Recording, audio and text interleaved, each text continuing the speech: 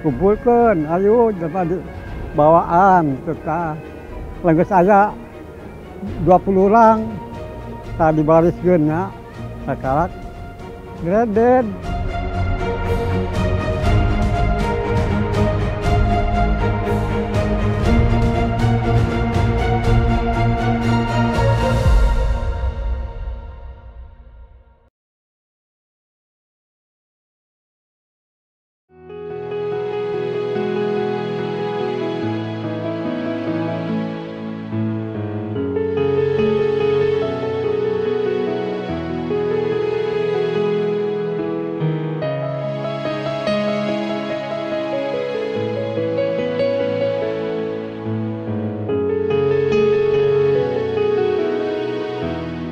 Warga menyebutnya Kali Rawa Gede.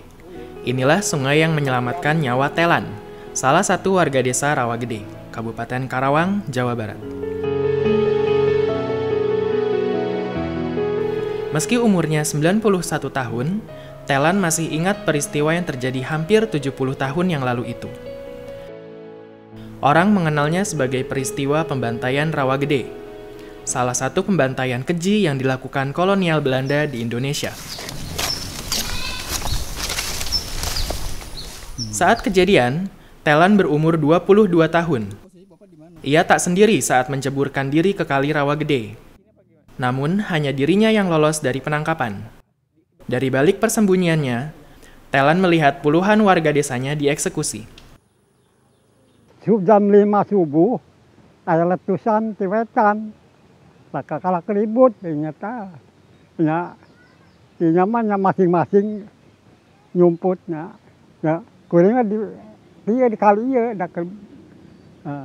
cuman ada anjing lacak, jadi di angkatan di kali di kelmate, asal gogok teranggo Belanda, ditodong di nyakene, itu jelas nama.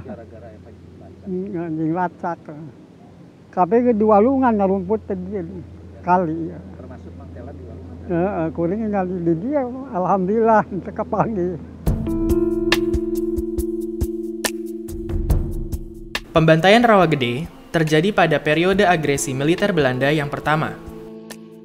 Alih-alih mengakui kemerdekaan Indonesia yang telah diproklamirkan Agustus 1945, Belanda malah berusaha mengembalikan kekuasaan kolonialnya. Apa yang terjadi antara 45 sampai 49 itu adalah perang yang dipaksakan oleh Belanda kepada bangsa Indonesia yang sudah merdeka. Karena pikiran mereka adalah masih pikiran kolonialistik. Jadi dia masih mau mengembalikan kekuasaannya kepada bekas jajahannya, bangsa yang dijajah dan negeri yang dijajah. Padahal bangsa dan negeri yang dijajah ini sudah menyatakan kemerdekaannya. Pasca proklamasi, para pejuang Republik makin bersemangat melakukan perlawanan terhadap Belanda. Di wilayah Jawa Barat, ada Kapten Lukas Kustario yang dikenal sangat berani melakukan penyergapan terhadap pos dan patroli tentara Belanda. Karena keberaniannya, Kapten Lukas dijuluki Begundal Karawang. Tentara Belanda berusaha menangkapnya, hidup atau mati. 9 Desember 1947, pasukan Belanda pimpinan Mayor Alphonse Jean Henry Wienen menyerbu desa Rawa Gede, karena desa ini menjadi salah satu basis gerilya Kapten Lukas Kustario. Dalam penyerbuan itu, Belanda tak berhasil menemukan buruannya. Mereka memaksa warga memberitahukan persembunyian Kapten Lukas.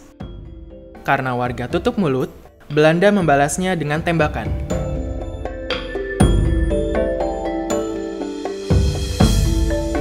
Lukas Kustario lolos dari maut. Sehari sebelum pembantaian terjadi, Lukas bermalam di desa Pasirawi, tetangga desa Rawa Gede. Awalnya korban peristiwa Rawa Gede dimakamkan oleh keluarga mereka masing-masing.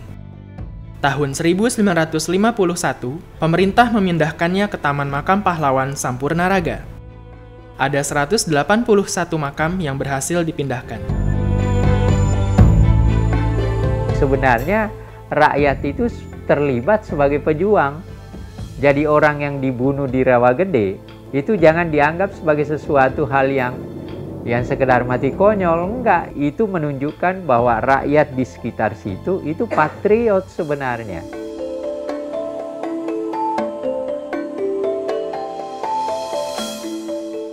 Di tempat yang sama, terdapat Monumen Rawagede.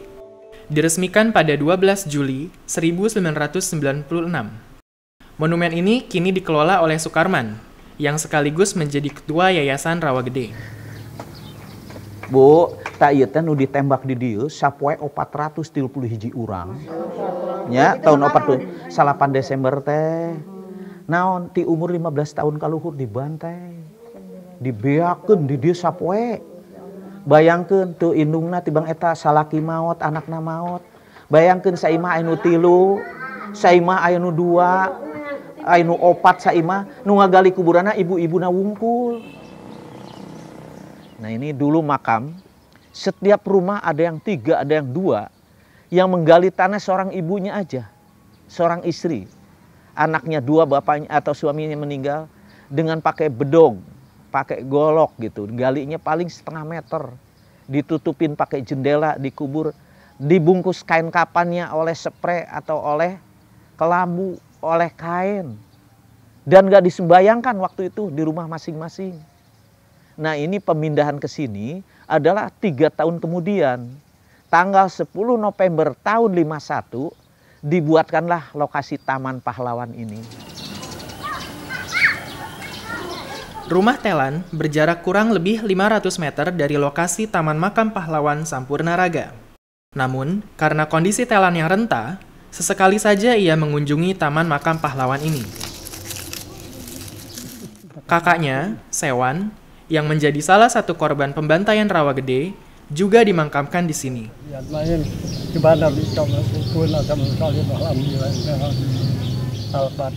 Jadi dia mau beli itu jual beras, Kabojong, tuh di Sampurada Belanda. Oh, jangan kemana-mana, diam sini. Kata Belanda. Saya kumpulkan.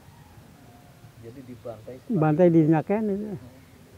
Ke di tiang terah, ada 20 orang mah, singglepak ke gitu.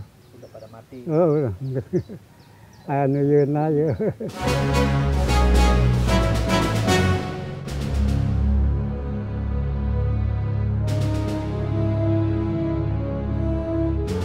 Upaya menggugat Belanda atas kekejian pembantaian Rawagede bukannya tak pernah dilakukan. Sebulan setelah peristiwa Rawagede, Indonesia melaporkan kejadian tersebut kepada Committee of Good Offices on the Indonesian Question, sebuah komite yang dibentuk oleh Dewan Keamanan PBB sebagai penengah konflik antara Belanda dan Indonesia. Padahal komite ini baru saja dibentuk 25 Agustus 1947 sebagai bagian dari perjanjian gencatan senjata antara Belanda dan Indonesia. Artinya, hanya berselang 3 bulan setelah komite ini dibentuk, Belanda melakukan pembantaian Rawagede. 12 Januari 1948, Dewan Keamanan PBB mengeluarkan pernyataan yang menyebutkan aksi tentara Belanda di Rawagede sebagai tindakan deliberate and ruthless atau dilakukan dengan sengaja dan keji. Namun, tak ada tindak lanjut dari pernyataan itu.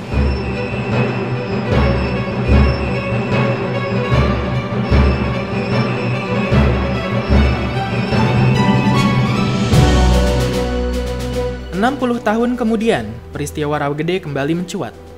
April 2008, Komite Utang Kehormatan Belanda atau KUKB, sebuah yayasan yang dipimpin oleh Jeffrey Marshall Pondak, menuntut pemerintah Belanda.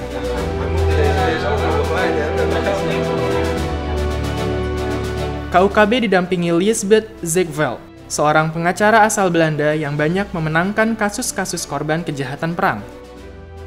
Berdasarkan perhitungan, saat itu yang bisa mengajukan tuntutan hanyalah janda korban dan korban selamat. Maka, majulah 9 orang janda korban dan 1 korban selamat mengajukan tuntutan.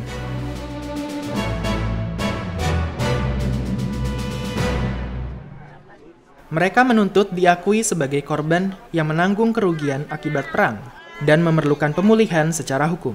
Geschiedenis wordt omgegaan. Samen met onder andere 10. Jeffrey saat ini tinggal di Heemskerk, sekitar 30 menit perjalanan dari Amsterdam, Belanda. Zij eisen alsnog officiële excuses van de regering. Wawancara dengannya dilakukan via internet. Ya orang yang nggak ada lagi. Kan kita kan mulainya 18 orang. Akhirnya yang waktu kita mulai kan meninggal. Tinggal 9, 10 itu dengan Pak Sai. Ya habis kalau orang yang meninggal mau diapain? November 2010, Saih bin Hakam, salah satu korban selamat, datang ke Den Haag, Belanda untuk memberikan kesaksian. Saat peristiwa Rawa Gede, Saih sebenarnya turut dieksekusi bersama beberapa orang lainnya. Namun, ia berpura-pura mati setelah tembakan Belanda mengenai tangannya. Saat di Belanda, Saih yang didampingi Sukarman mengajukan permintaan bertemu Ratu Beatrix. Namun, permintaannya ditolak. Ditolak pihak kerajaan Belanda tak berarti ditolak pula oleh warga negara Belanda. Saih diterima dan diberi kesempatan menceritakan kisahnya di satu sekolah di kota Groningen, Belanda. Ya, saya orang dari Karawang, dari Indonesia, dari Rawa Gede, namanya Rawa Gede. Dia cerita di situ murid-murid sampai bengong. Murid-murid di situ sampai tidak menyangka bahwa beliau itu tidak ada dendam sama sekali terhadap Belanda.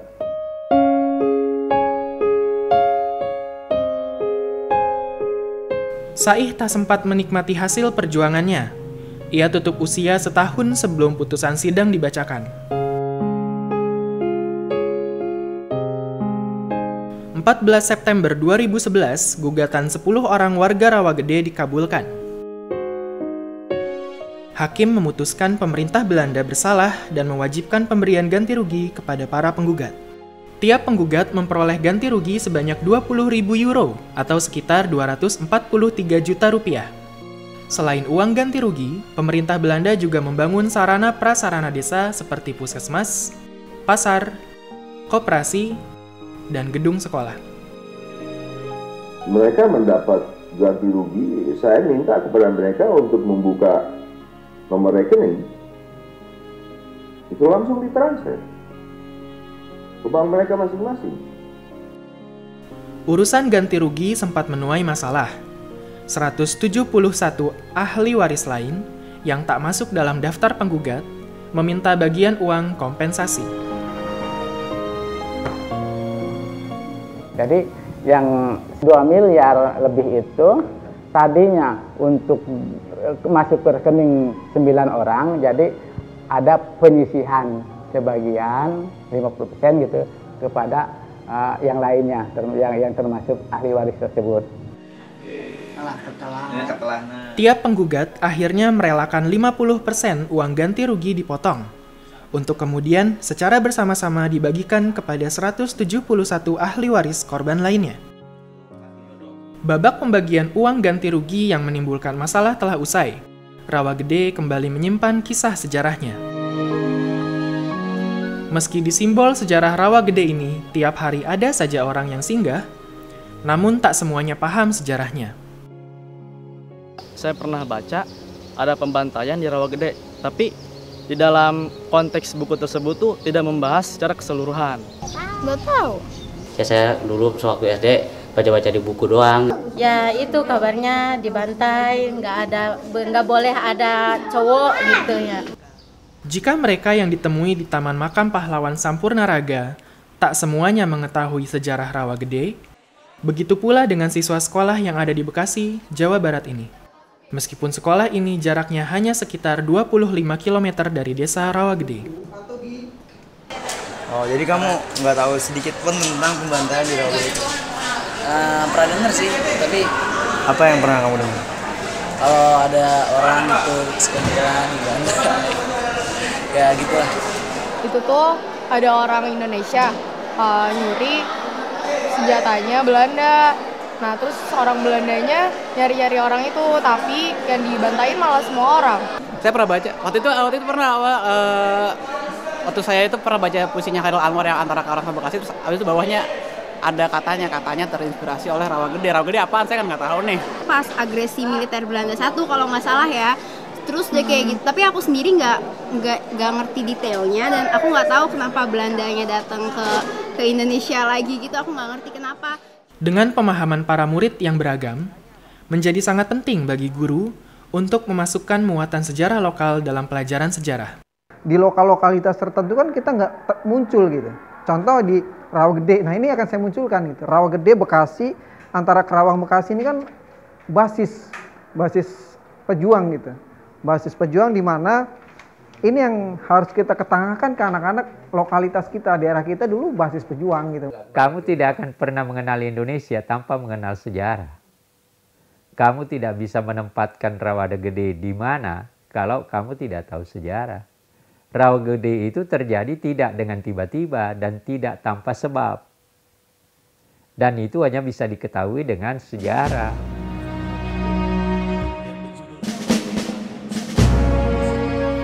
Bagi warga Rawagede, peristiwa Rawagede tak lepas dari sejarah desa mereka.